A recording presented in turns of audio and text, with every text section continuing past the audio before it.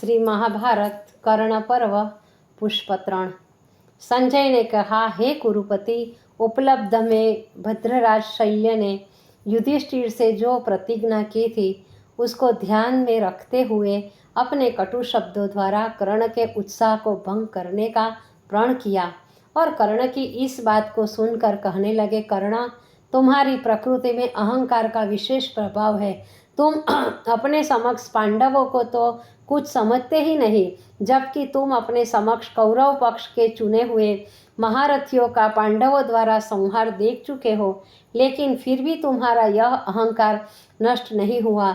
ज्ञात होता है, अभी तुमने गांडीव की महाभयंकर टंकार नहीं सुनी, भीम की गदा का तांडव नृत्य नहीं देखा, नकुल और सहदेव के द्वारा रक्षित धर्मराज के प्रलयंकारी असीम युद्ध पर दृष्टिपात नहीं किया, नहीं तो यह गर्व भरी बातें तुम नहीं कहते।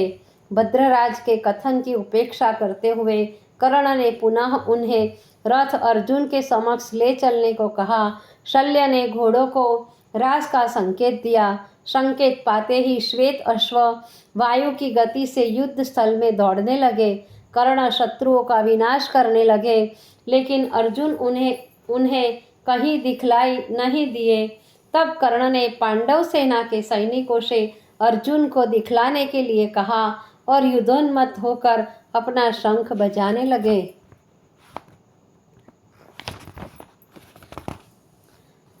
उस समय शल्य ने कर्ण से कहा, सूतपुत्र, पहियों की घरघराहट से उत्पन्न हुआ मेघ गर्जन का सा गंभीर शब्द हो रहा है। पृथ्वी डोलायमान हो रही है, आकाश में धूल के बादल छा रहे हैं। इन सभी लक्षणों से प्रतीत होता है कि श्री कृष्ण द्वारा चलाया हुआ अर्जुन का दिव्य रथ इधर ही आ रहा है। वह देखो, सन्मुख कपिध्वज फहराता हुआ चला आ रहा है। वीरवर अर्जुन से युद्ध करने के लिए तैयार हो जाओ। कर्ण ने कहा, भद्रराज, वह देखो, आपके महाधनुर्धर अर्जुन के संसप्तक वीरों ने घेर लिया। तब तो उनका रथ भी दिखाई नहीं देता। ज्ञात होता है हमारे संसप्तक वीरों ने अर्जुन की गति को रोक दिया। शल्य ने कहा, हे कर्ण, पवन की गति रोक लेना संभव है, किंतु संसप्तकों द्वारा अर्जुन की गति को रोक लेना संभव नहीं।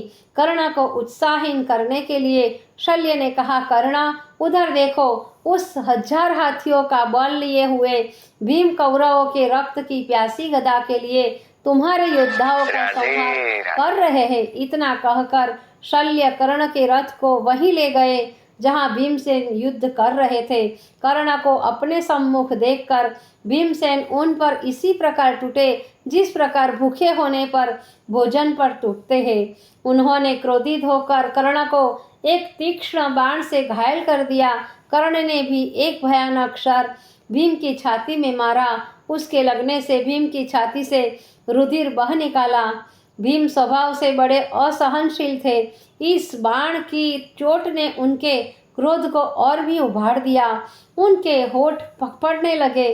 क्रोध के मारे उनकी आंखें अंगारे की तरह जलने लगी। उन्होंने अपनी पूर्ण शक्ति से एक महाभयंकर बाण कर्ण की ओर चलाया। कर्ण ने उससे कठिन प्रहार से कर्ण को मूर्छा आ गई। वह ध्वज स्तंभ पकड़कर बैठ गए। उनकी ऐसी दशा देखकर शल्य उन्हें युद्ध क्षेत्र से बाहर ले गए। महापराक्रमी भीम कर्ण को परास्त करके धृतराष्ट्रपुत्र कौरवों को अपने भयानक कृत्यों से भयभीत करने लगे।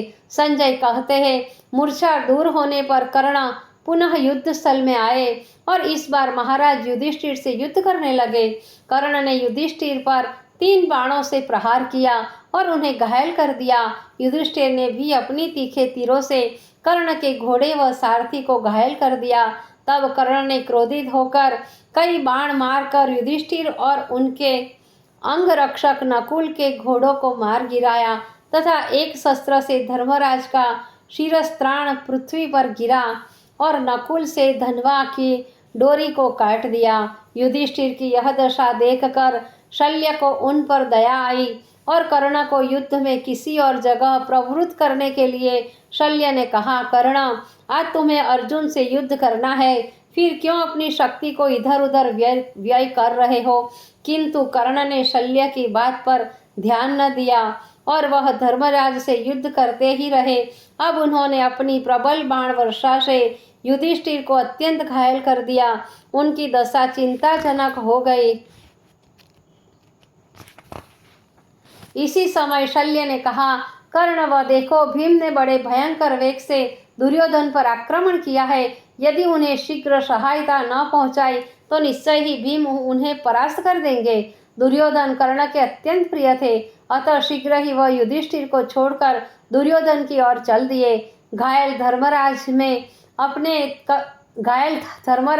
युद्ध करने की सामर्थ्य न रह गई थी, अतः वे नकुल और सहदेव को साथ लेकर अपने डेरों में चले गए।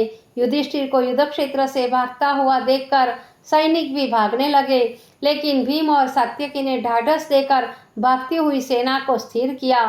फिर दोनों पक्षों में घमासान युद्ध होने लगा। कर्ण के बार बार के आक्रमण से भीम बड़े क्रोधित हुए और गदा लेकर कौरव सेना पर टूट पड़े। भीम अपनी गदा से सहस्त्रों हाथियों और उन सेना के नायकों को यमपुर भेजने लगे। भीम के प्रचंड वेगवान पराक्रम के आगे कौरव सेना के पैर न जम सके और वो भागने लगे।